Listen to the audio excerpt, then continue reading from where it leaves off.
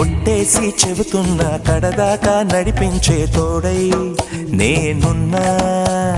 7 అడుగుల పయనాన 7 లోకాలైనా దాటనా. వధువై ఎదురొస్తున్న వరమాలయ్యలపైన వాలే ముహూర్తాన వరసయ్యే వలపంతా చదివిస్తా వరకట్నంగా. సరేనా? కోటి దేవతలు మక్కువగా కలిపారే ఎన్నెన్ని జన్మలలో ఈ పొంగుముడి.